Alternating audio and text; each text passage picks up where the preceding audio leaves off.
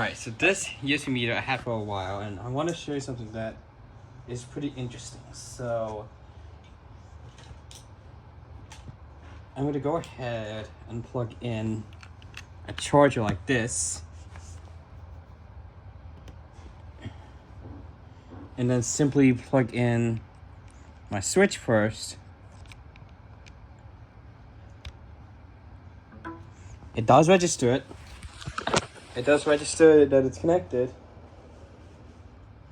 However,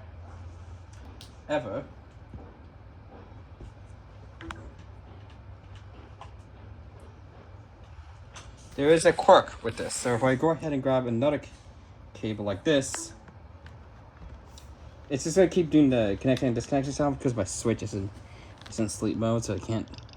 So if I turn that back on, if I go ahead and plug this into my phone, I'll show you what will happen.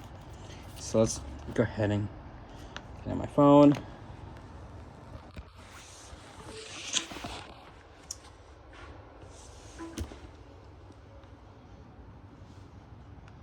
Ooh.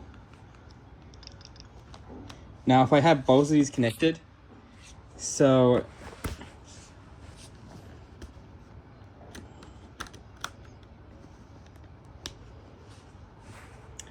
and I see my computer just, yeah, my computer's only detecting that one. But the thing is, so there is one interesting thing. So I plug this in. So, and when you look at that, USB that's not recognized. So we need to unplug this one. So what happens here is that this is not technically a USB hub, it's a USB splitter. So it says USB right now recognized, but if I plug, like, it says USB device not recognized, but it does register that the switch is in there.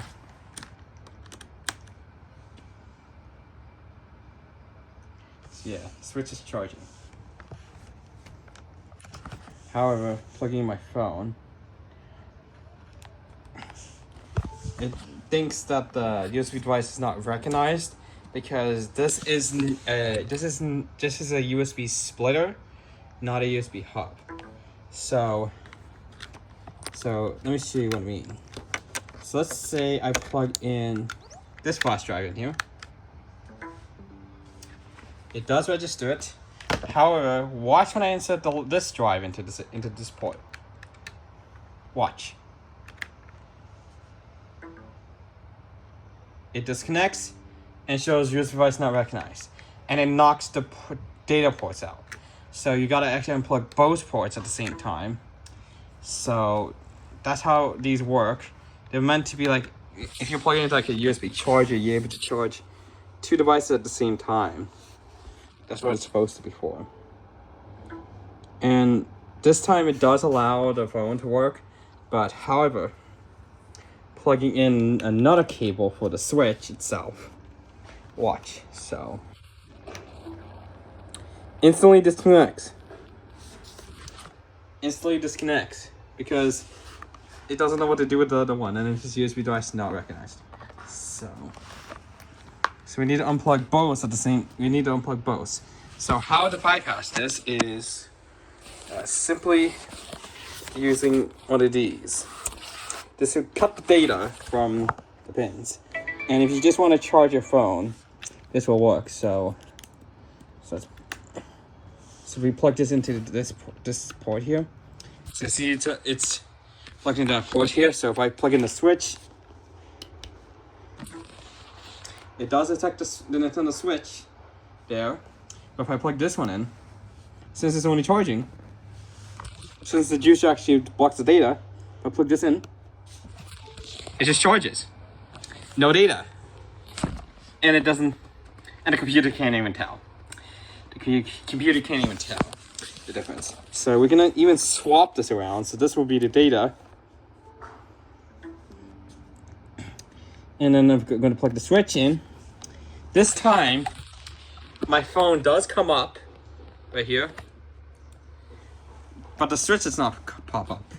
And how this works is that, so this is from USB-Q website, so I unplug this. If you look here, you can see right here, USB-Q shield, juice jack shield as well. I bought this because this is like a juice jack shield. So when you plug this in here, all it does is like, so these lights here is if you plug in the USB-Q, the lights will strobe, which is an attack. But how this works is that these 80 pins are not connected to this. They're physically disconnected. How it works to charge the phone is the data pins are wired to the negative side of the USB port here. That's how it's able to charge. While not putting data to the computer. This also is good for like if you plug this into a public USB charger with this shield here, hackers cannot even hack into your phone at all. So that's how this works.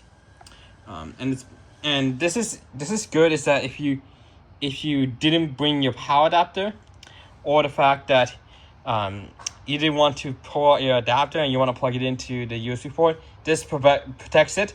Or simply you can get charging only cables as well. This shield here turns this cable into a charging only cable if this is plugged in. Simply. That's how it works, and the amperage is kind of jumping up and down. That's how that works. So that's how this shield works, and how that when you use this is called test shield. The reason when you use a USB killer with the shield in, that the lights will just strobe, but not work, because the lights are probably connected to the positive side here. Actually, probably one of the pins with data pins, then connected directly to ground, so it won't damage your phone. It would just go to ground straightly and dissipate it. That's how it works. It just goes straight to ground here, back to the USB killer.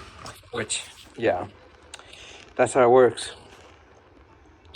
So this shield is a juice jack shield because, let's say if I plug in the USB flash drive into this here, and if I plug it in, the computer's not going to register there's anything plugged in. Yeah, the computer does not recognize anything's plugged into this. Plugged into the port, it would think it's just taking power out. But if I unplug that shield and plug this in,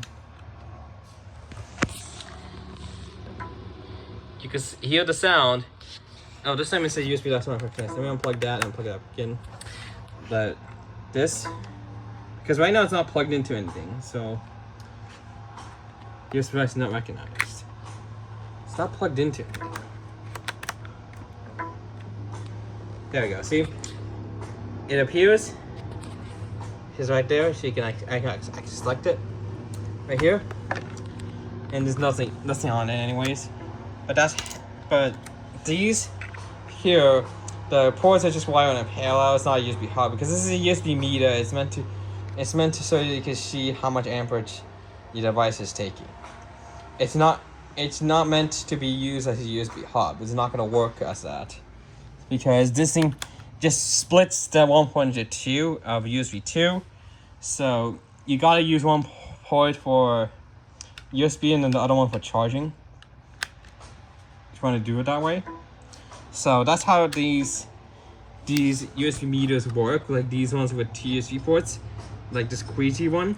That's how it works on these types. The ports are normally wired in parallel, so you got to be careful not to use this and use an actual USB hub. Hope you enjoyed.